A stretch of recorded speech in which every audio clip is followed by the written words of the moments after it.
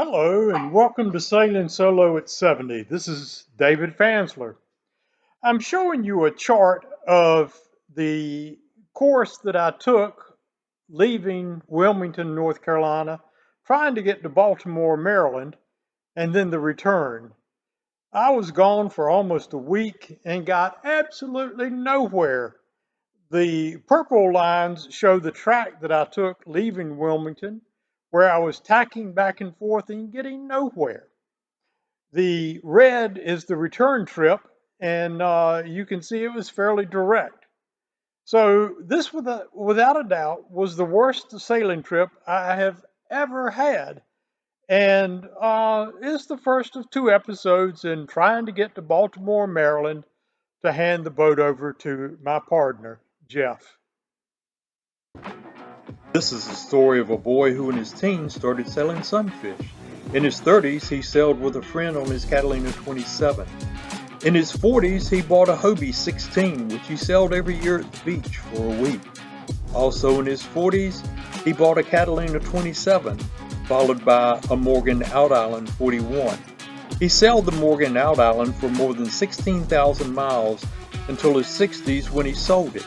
He then bought a Hobie 21 SE, which kept him happy for a while, but then he bought a Beneteau 50.4, which he started sailing, and he's sailing it by himself. So Sailing Solo at 70 is me, David Fansler, only now I'm 71.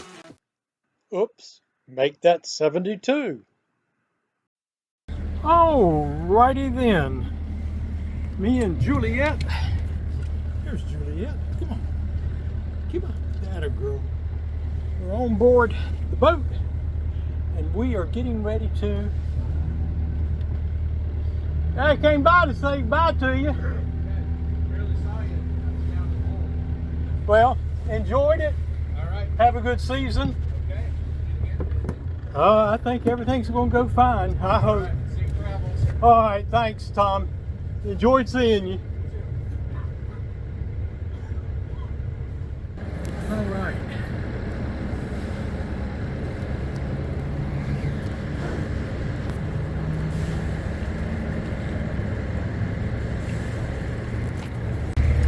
It is 6:46 and Juliet and I have just left the marina. We are headed downriver and we are headed first toward the Wilmington Memorial Bridge and the battleship USS North Carolina, which is parked across the river from Wilmington. It's a delightful place to go see. 16-inch guns. They say it could project a 2,000-pound projectile 20 miles and hit a tennis court at that distance, which is incredibly accurate. It was damaged in the Pacific during World War II, but not to the point of being sunk. So it was repaired and put back into service again. Juliet is a little unsure of what we're doing here. This is the first time she's been on the boat when it's moving. So she is a little anxious. And here's downtown Wilmington. Lots of apartments or condos on the waterfront.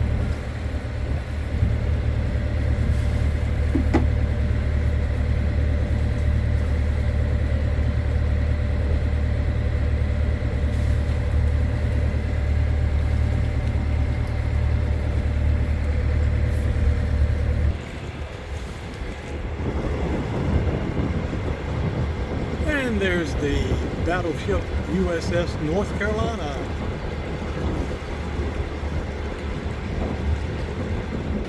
Juliet is an incredibly curious dog and tends to observe most everything. So we're out here on the deck, and as you can see, Juliet is sporting the utmost in fashion with her PDF pet flotation device. And she doesn't seem to mind it. It's kind of astounding to me. You ready to go back? Come on, let's go back in. Yeah. Oh, come on. Come on. Go. Yeah, let's go.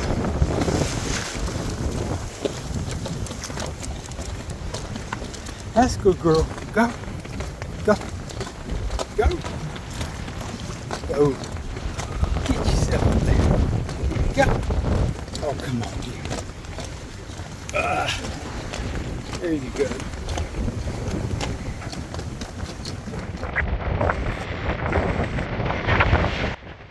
Later, the wind started to pick up. I dropped the mainsail and just had the Genoa out, and we were doing some pretty good crashing through the waves.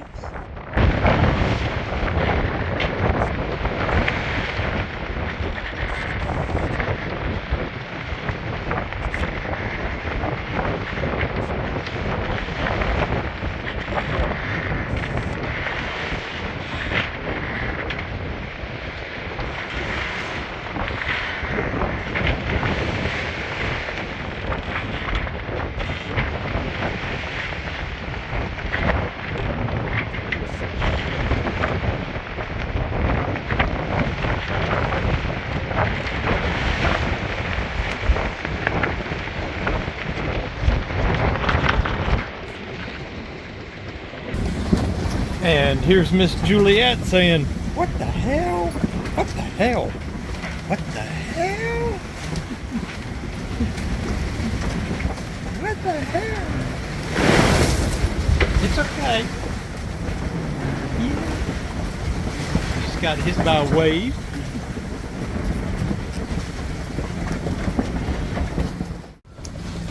Well, the waves are wild today. The wind has changed directions. I don't know exactly what direction because, as I said, my wind instruments have died on me. I thought it was a loose wire, which is a problem I had before, but it wasn't. So I'm not sure what's wrong with them. The tack that I made all last night, I'm following that same tack right now, going backwards because the wind has changed. So I'm headed back inshore and hopefully we'll be able to head more north once I get in there and make that tack. Juliet has decided she doesn't like sailing. She has basically stopped eating. Even fixed her some scrambled eggs this morning. She didn't enjoy that. Didn't eat but a little bit of it. She is still drinking water. But hopefully I'm going to make Morehead City sometime today and hand her off to Mary so that she can be over her adventure. She's got the t-shirt and doesn't want to do it anymore. Anyhow, it's kind of wild out here today.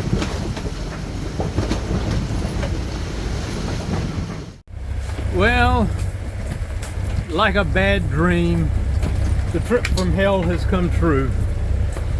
Like a dog that's had its ass whooped, I am turning tail and running for home.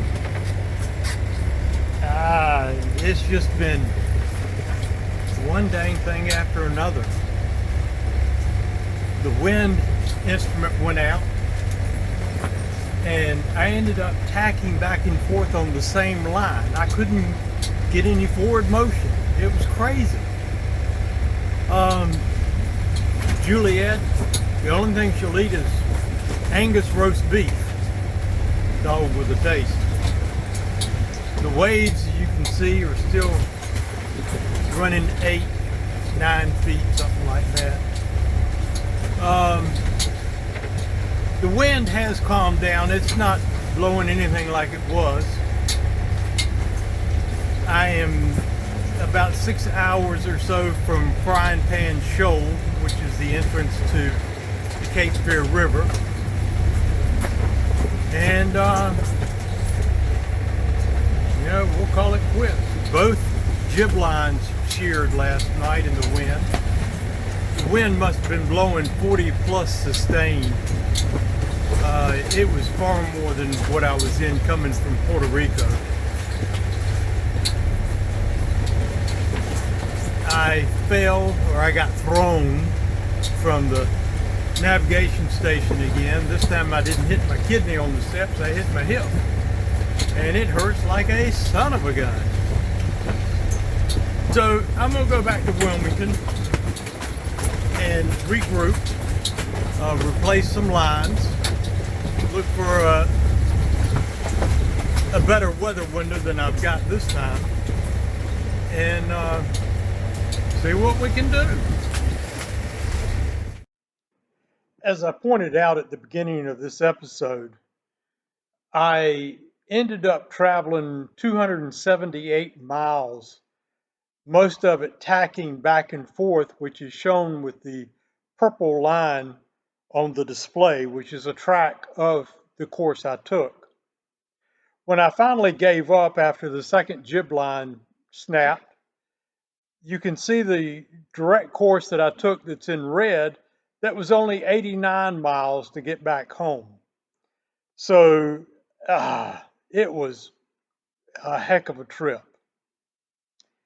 I have to point out that after the trip was over, the next weekend or so was my mother's 99th birthday. So I have to wish her happy birthday. It was June 6th, and this is her holding the latest addition to our family. And she is quite a lady and has been a delight all these years.